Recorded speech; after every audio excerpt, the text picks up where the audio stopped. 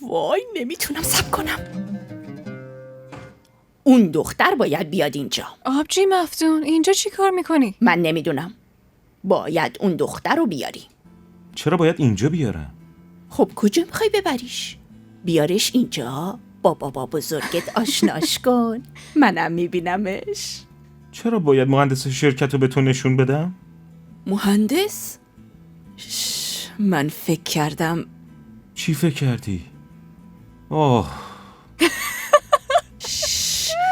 باشه من بی خود امیدوار شده بودم. شما کاری میکنین رویاهام به باد بره.